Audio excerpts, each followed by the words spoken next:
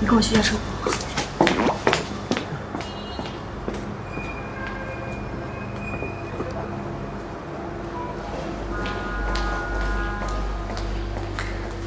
到底怎么回事啊？不知道为什么，有一批投资人、合作方和我们断线了。是假报告的影响吧？不可能。这批投资人有红鼎合作多年的老投资人和合作商，红鼎的家底他们再清楚不过，不会因为这点谣言动摇的。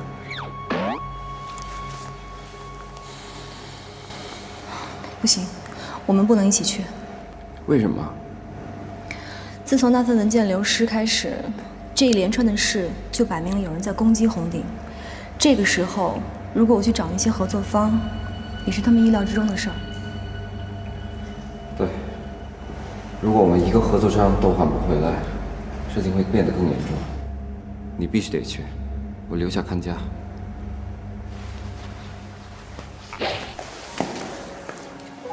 你要镇定一点，你记住，凡事还有我。只要你留在集团，就能稳定军心。别忘了，你也是集团的大股东，好好发挥你的影响力。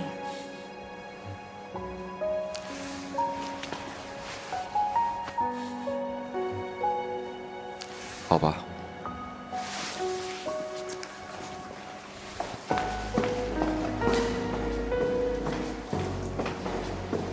我会妥善处理的。嗯，好的。有需要的再叫我。有人来了，先这样啊，拜拜。孙总监，你在这做什么？没什么，刚给家里人打了个电话，告诉他们我今晚不回家了。你每天来工作都这么穿吗？什么？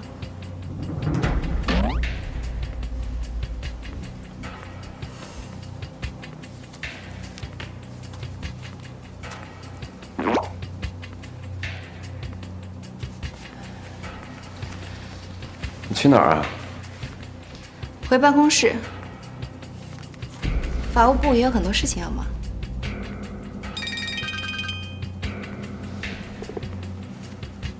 喂。嗯。好。我明白了。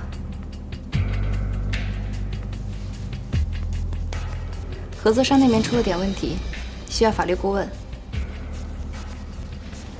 我得出去一趟。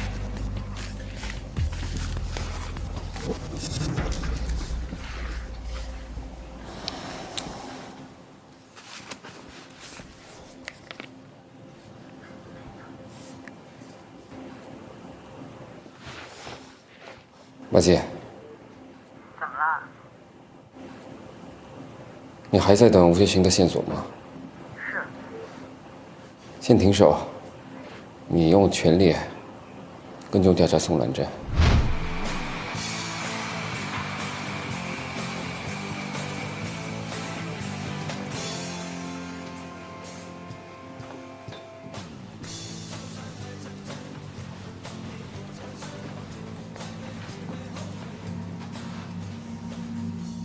各位红鼎的高层，晚上好，我是苏氏集团的总裁吴学兴。各位可能很好奇，这么晚了我叫各位来到底有什么事儿？可能更好奇的应该是，为什么来的只有你们几位，而不是其他人，对吗？不客气地说，在座的每一个人，在这一次市值调查报告的泄露事件里，都要有法律上的责任要负。你这是血口喷人！云总不会相信你的。既然各位这么笃定，都相信云石彤不会怪罪到你们，那为什么还要来这里呢？因为你们知道，不管这份报告到底是谁泄露的，实际上会担责任的就只有你们几位。现在云石彤或许不想让你们来背这个黑锅，但是如果假报告的影响无法控制，投资人丧失信心，泄露报告的嫌疑人又迟迟不能找到，那么云石腾迟早会杀鸡儆猴，大战在即。这种弃车保帅的事儿再正常不过，更何况在座中有几位就是泄露报告的嫌疑人，甚至在一定的证据下，可以被证明成就是泄露报告的罪魁祸首。这种招数太卑鄙了，是你们买通了市场主，让他们放出报告。具体细节我一概不知，和我理论也没有用。但是现在摆在大家面前的路倒是有两条：一是你们继续在红顶干下去，整天过着担惊受怕的日子，还要替别人担责任背黑锅，到最后呢，红顶还是会在大战中一败涂地，你们将一无所有。这第二呢，就是把你们手上的红顶股权转让给苏氏。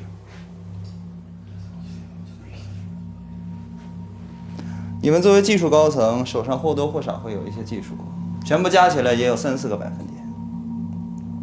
凭这些股份，苏氏可以给你们安排位置，让你们在苏氏另起炉灶。你说的这些有什么保证？我们和红顶的合同怎么办？既然是收购，股权你给什么价格？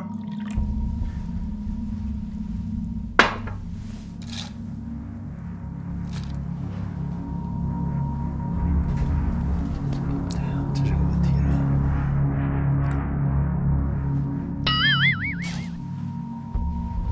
各位，在商讨琐事之前，我提议先干了一杯，敬志同道合如何？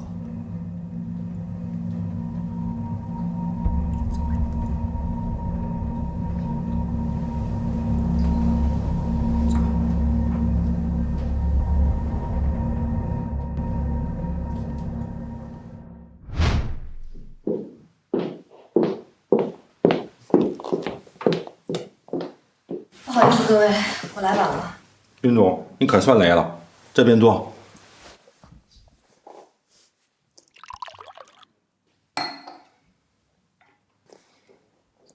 谢谢。诸位，我知道你们最近都遇到了想收购红顶股份的人，你们没有抛售股份，而是选择信任红顶。我真的非常感激你们。林总，你先从我们该信什么、不信什么开始，好好给我们讲讲吧。我能说的就只有这些了。但是大家请相信，红顶和你们合作了这么多年，你们对红顶的信任，就是红顶最大的财富。即使红顶遇到再大的困难，我们也不会单方面终止和你们的合作的。这点，请你们放心。云总，你说的有道理。红顶一夜之间为什么变成这样了？因为天海市的3强争霸已经开启，苏氏、天浪还有红顶，只能留下一个。说实话，如果他们没有动作，我才更觉得奇怪。小云总，您真是魄力过人呐！有您刚才的话，我会放心的把合作续约下去。我们答应过老云总的，对您一样有效。谢谢大家。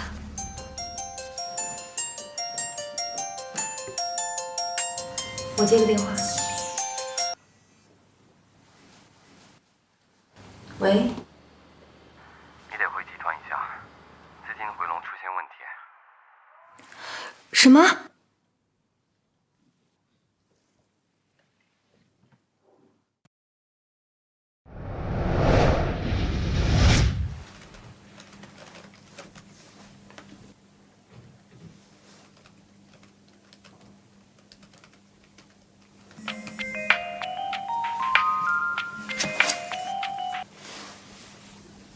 戴娜，谢岩，你打电话来干什么？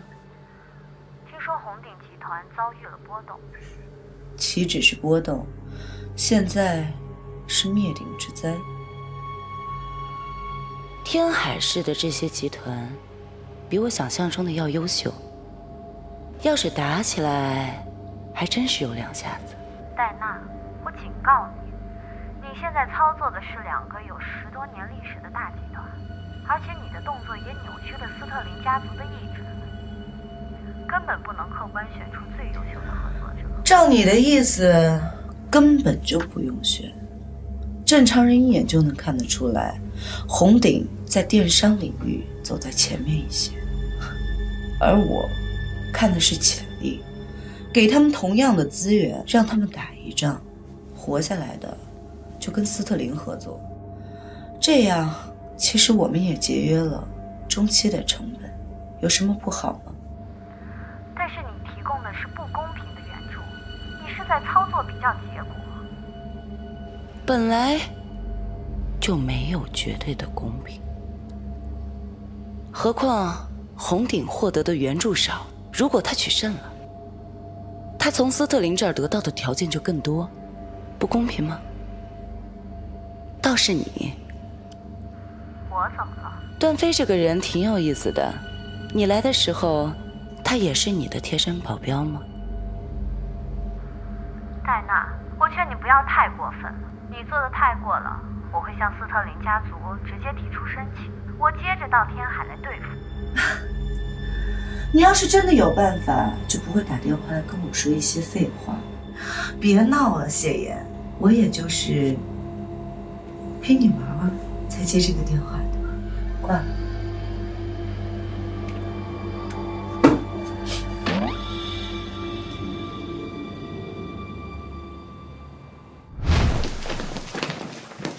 主任回来了。你们下班了？基本没有电话打来了。18层那边好像出了什么事，大家正在紧急会议，也没有我们技术部什么事了，大家也该休息了。你们走吧。主任再见。再见。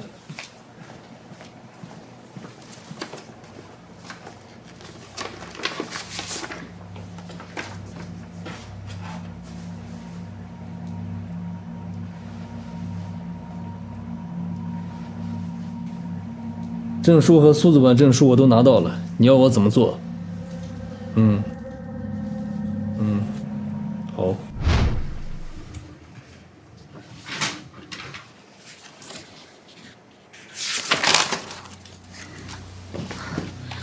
到底怎么回事？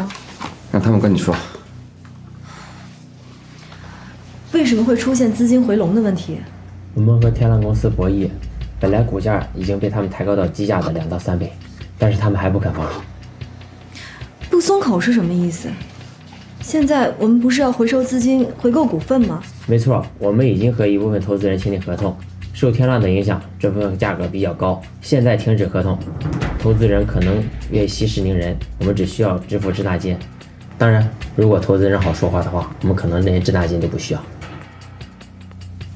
是投资人不肯松口？根据推测，是天浪授意他们这样做的，他们想拖垮我们的资金链。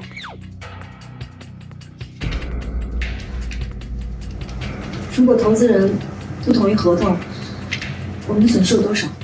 至少是收购天浪总资金的2/3。这么多？怎么可能？这才1下午的时间，我们总共接触了多少个投资人？下午一家合同公司找到我们，想出手天浪今天的股份，因为价格比较合适，我们和他签订了初步合同。还没来得及汇报，这份合同已经出现在了网上。这是天浪集团和苏氏在围攻我们。原来天浪集团一直不和我们同盟，是因为他已经找到了盟友。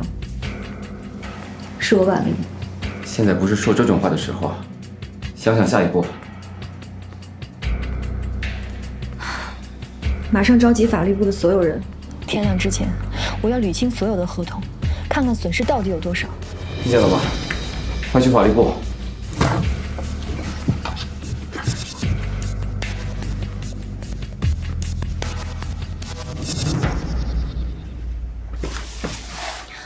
我们2个现在一定要轮流休息，对方现在一定会有大动作，我要保证我们两个有一个是醒着的。你先冷静点，石头。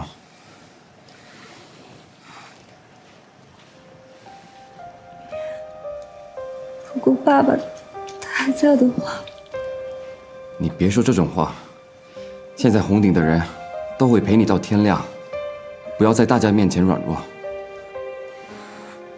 我该怎么办呢？我也会陪你到天亮，等你休息之后，我再想想别的办法。别的办法？他们用了这些手段，就一定留下了破绽。可是如果今天我们完成不了这些工作，明天天亮的人一旦发起攻击，我们就毫无招架之力了。我明白，我会陪着你。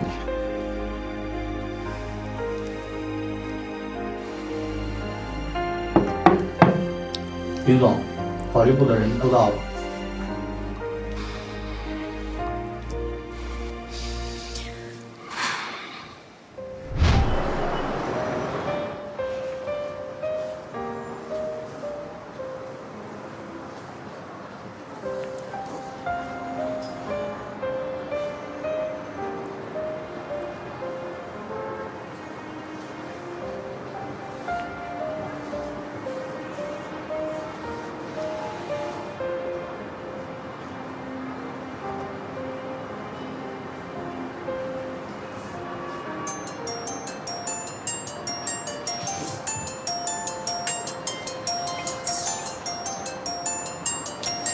现在几点了？5点半了。喂，云总，过去的几个小时，红顶有9%的股份都被苏氏买走了。什么？现在还不确定他是怎么买到的，但是按照这个比例算，可能公司内部某些高管也……喂，段总，于总电话打不通。他在这儿，你有什么事？昨天晚上。云总谈的那几个合同，现在有1多半他们要单方面终止合同。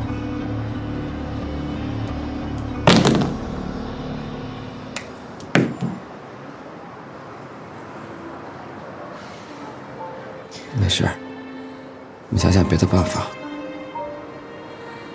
好强大的资本关系网！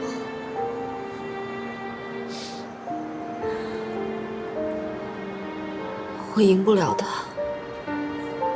这种资本关系，我连见都没有见过，我到底应该怎么办？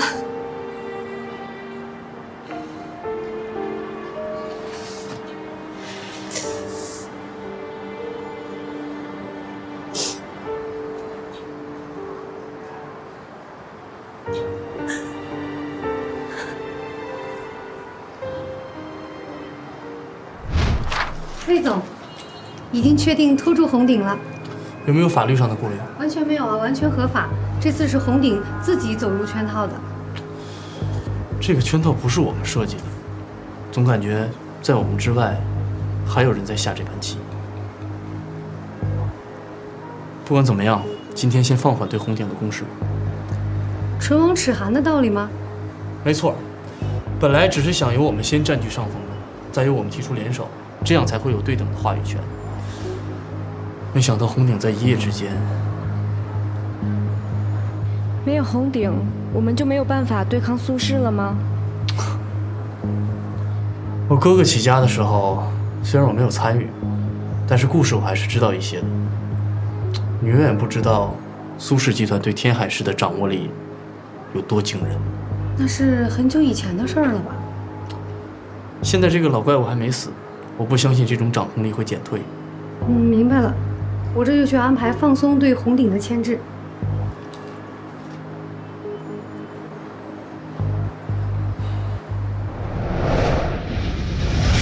你不是跟你的妻子情比金坚吗？我都不骚扰了，你还来干什么？红顶遇到了麻烦。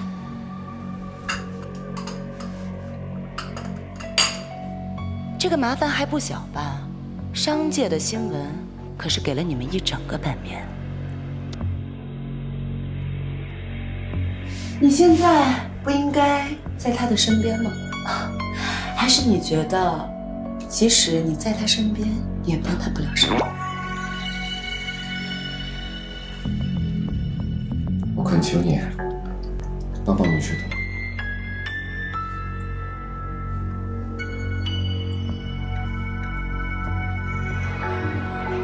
怎么办？要不要通知飞哥？你赶紧给他打电话。